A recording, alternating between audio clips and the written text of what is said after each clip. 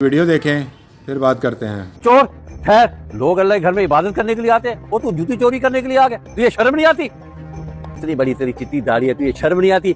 जूती चोरी करके जा रहा है, रख लीजिए जूती। कर रहा हूँ, वो गुनाह है, मगर क्या करूँ, मैं मजबूर हूँ। और हर चोर यही कहता है, लोग मेहनत करके अपनी मजबूरियां खत्म करते हैं, तू चोरी करके मजबूरी खत्म कर रहा है। मैं ये काम अमीर होने के लिए नहीं कर रहा। मैं तो यहाँ से जूती चुरा के कबाड़ी को बेच देता हूँ और एक वक्त की रोटी खा लेता हूँ जिंदा रहने के लिए। बेटे ने भी घर से निकाल दिया, मुझे मेरी भूख और बुढ़ापे की तन्हाई ने यहाँ ला खड़ा किया है। बाबा जी, आज फिर ये पुराने जूती लेके आ गए हो। कल भी 2 जोड़े देकर गए थे। आप मुझे ये बताओ, ये जूते लेके कहाँ से आते हो? ओए बेटा, ज्यादा सवाल न कर मेरे साथ, बस इसके पैसे दे दे, इतने पैसे दे दें कि मैं पेट भर के खाना खा सकूं। नमाजी परहेजी लग रहे हो, लेकिन मुझे दाल में कुछ काला लग रहा है। अगर कोई बात है तो मुझे बता दो, मैं किसी को नहीं बताऊंगा। जूतियां मैं मस्जिद से चुरा के आता हूँ। मैं अल्लाह की निगाह में भी मुजरिम हूँ और दुनियादार भी मुझे जलील करेंगे। निकल अब, निकल जा मेरे घर से अब, और दोबारा इस दहलीज पर कदम मत रखना। तू क्या निकालेगा मुझे घर से? आज से मैं तुझे अपने दिल से निकालता हूँ, अपनी दुआओं से निकालता हूँ। बर्बाद होगा तू, बर्बादियां तेरा मुकद्दर बनेगी। भाईजान, मैं बड़ा मजबूर आदमी हूँ, काम की सख्त जरूरत है। आप जो कहेंगे मैं वो काम कर दूंगा। कारोबार तो है नहीं, तू क्या काम करेगा? कारोबार के हालात ही नहीं है, तो आ गया काम करने। जा, मेरा टाइम जाया ना कर। पेट की आग बुझाने के लिए मजबूर होकर ये काम करता हूँ। क्या आप ये जूते मस्जिद से चुरा के लाए हैं? बाबा जी, आपकी दास्तान सुनकर मुझे बड़ा दुख हुआ है। आप ऐसा करें, ये जूते ले जाके वापस मस्जिद रख दें और ये कुछ पैसे ले लें और जाके पेट भर के खाना खाएं। तेरी बड़ी मेहरबानी। मैं ये जूते मस्जिद में रख देता हूँ और अल्लाह से तौबा मांग लेता हूँ। ओए रुको रुको रुको, बाबा जी ये जूती कहाँ से आई आपके पास? बेटा, ये जूती मेरी अपनी है। मस्जिद में नमाज अदा करने के लिए गया और वापस आया तो जूता गायब था। शायद कोई चोर जूता चुरा गया या कोई भूल कर पहन गया। बहरहाल जूता मेरा ही है। आप सही कह रहे हैं बेटा, मैं क्या बताऊं, मैं अपने आप से शर्मिंदा हो रहा हूँ। मेरा तो दिल कर रहा है जमीन फट जाए और मैं उसमें गर्क हो जाऊं। मैंने मजबूर होकर ये जूता चुराया था और कबाड़ियों को बेचने गया, उसने भी नहीं खरीदी और मुझे मदद के तौर पर पैसे दे दिए। ओए जमशेद, सब खैर तो है? क्यों बाबे को तंग कर रहा है? उसकी हालत पर तरस खा। मैं काफी देर से अंदर बैठा सुन रहा हूँ, क्यों एक जूते के पीछे उसको रोका हुआ है? जाने दे उसे। उनकी असलियत जानता नहीं है। बाबा जी आप परेशान ना हो, ये जूते भी अपने पास रखें, बल्कि कल से आपने मेरे ऑफिस आना है और काम करना है। अगर आपको रिहाइश का मसला तो आपको रिहाइश भी देंगे और साथ में खाना भी देंगे, लेकिन आप परेशान ना हो। अब मुझे इन चोरी के जूतों की जरूरत नहीं है। मैं अल्लाह से भी तौबा करता हूँ और तुम दोनों का भी शुक्रगुजार हूँ। मेहरबानी चौधरी साहब, आपकी वजह से मुझे रोजगार मिल गया। बाबा जी अब रोना तो बंद करें। जिंदगी में हालात बदलते रहते हैं और हर दुख के बाद सुख जरूर आता है। बाकी आ जाए, मैं आपको चाय पिलाता हूँ। मेरे घर में खाने को कुछ नहीं है, बच्चे भूखे बैठे हैं। अल्लाह आपका भला करे। चाचा, तुम लोगों का ये रोज रोज का ड्रामा खत्म नहीं होता? आए दिन कोई ना कोई मांगने आ जाता है। जाओ भाई, काम करो, खुद कमाओ। काम करने का दिल तो बहुत करता है बेटा, लेकिन मेरी माजूरी की वजह से कोई काम मिलता नहीं है मुझे। छाबड़ी तक लगाने के पैसे नहीं है मेरे पास। अब तो बस लब पे दुआ है और पेट में रोटी की कमी। कोई फर्क नहीं पड़ने वाला तुम्हारी इन बातों से। जाओ, कोई रोटी नहीं है। ठीक है बेटा, कोई बात नहीं, मैं चला जाता हूँ।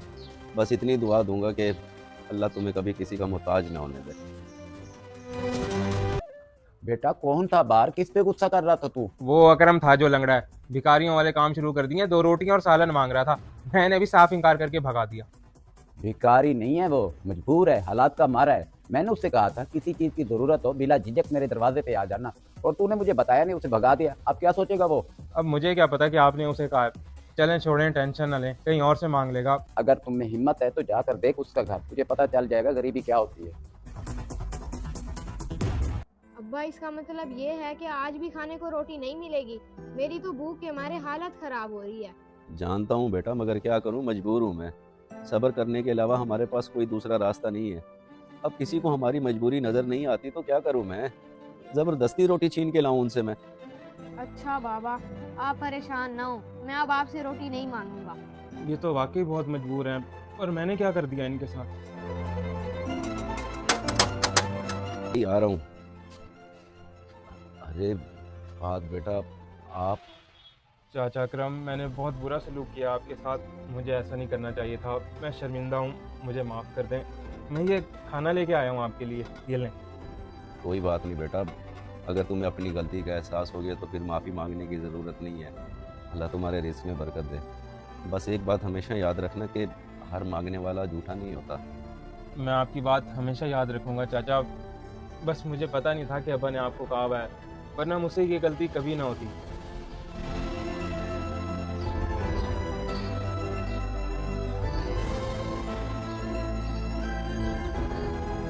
बेटा ये देख सबर का फल, अल्लाह ने उसी के हाथ रिस्क भेज दिया जिसने मुझे बेइज्जत करके भगा दिया था। बहुत शर्मिंदा हो रहा था बेचारा, माजरत कर रहा था अपनी गलती पे। ये ले खा ले।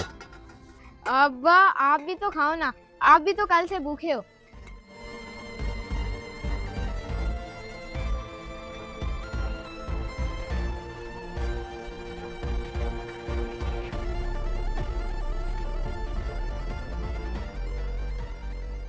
आपने बिल्कुल सही कहा था अब्बा। चाचा अकरम वाकई ज़रूरतमंद और मजबूर इंसान है। वहीं जाकर समझ आया कि गरीबी क्या चीज़ होती है। बेटा हर इंसान अपनी रोजी रोटी करता है, मदद तब आता है किसी भूखे को खाना खिलाओ। रिज्क में भी बरकत और सवाब का सवाब भी। बिल्कुल सही कह रहे हैं आप अब्बा, इसीलिए तो दे आया उन्हें रोटी और सालन भी। आपको पता है बहुत दुआएं दे रहे थे मुझे वो। गरीब की दुआ में बहुत असर होता है बेटा। अच्छा किया तूने, आज जो गलती तूने की है ना, एंड फिर कभी ना कर। शुक्र है यार मुझे इधर ही मिल गए, वरना कितनी दफ़ा आपको घर में मिलने के लिए आया हूँ, आप तो मिलते ही नहीं है और ना ही मेरी कॉल उठाते। बस कुछ मसरूफियात ही ऐसी थी। तुम बताओ सब ठीक है ना? यहाँ किसके साथ आए हो? हारिस भाई क्या बताऊँ, अपनी बुरी किस्मत के साथ आया हूँ। वेटर की जॉब के लिए आया था, वो भी नहीं मिल सकी। कहते हैं कोई जॉब की वैकेंसी ही नहीं है। तुम वेटर की जॉब करोगे? माना कि गरीब हो, लेकिन पढ़े लिखे तो हो ना, मास्टर्स की डिग्री भी की हुई है, फिर भी। हारिस भाई आपको तो पता ही है, अच्छी नौकरी बिना सिफारिश और पैसे के कहाँ मिलती है। तभी तो आपके घर बार बार चक्कर लगाता हूँ और कॉल करता हूँ कि कहीं कोई जॉब हो तो मुझे लगवा दें आप। माशाल्लाह आपके तो रेफरेंसेस भी बहुत ज़्यादा हैं। रेफरेंस होने का मतलब ये थोड़ी है कि मैं नौकरियाँ लगवाता फिरूँ।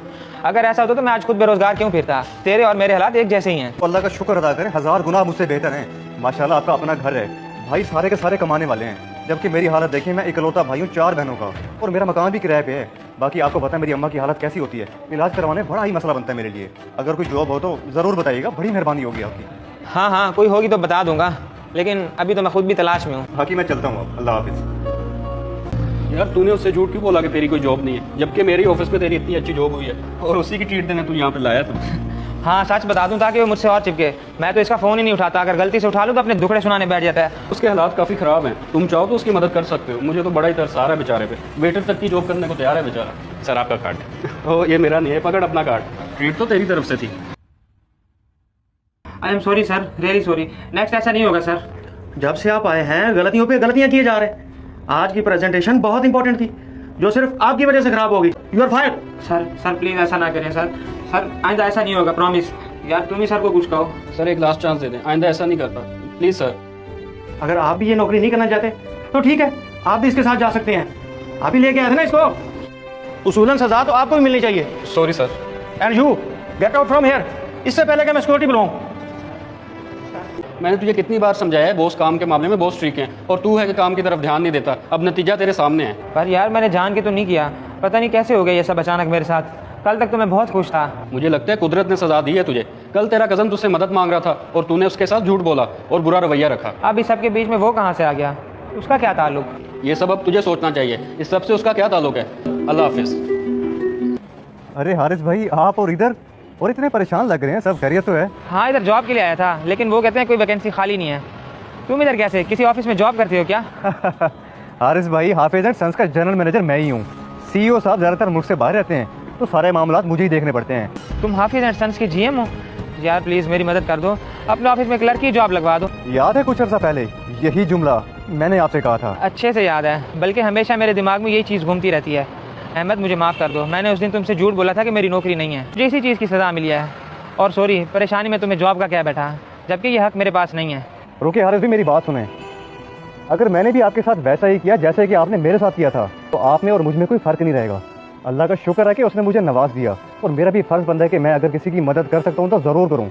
और सबसे पहला हक हमेशा रिश्तेदारों का होता है, क्योंकि रिश्तेदार बोझ नहीं बल्कि सहारा होते हैं। और आप परेशान ना हो, मेरे साथ चलें ऑफिस में। इस वीडियो को देखकर आपकी क्या राय है, कमेंट्स बॉक्स में मुझे बताएं। जज़ाकल्लाह।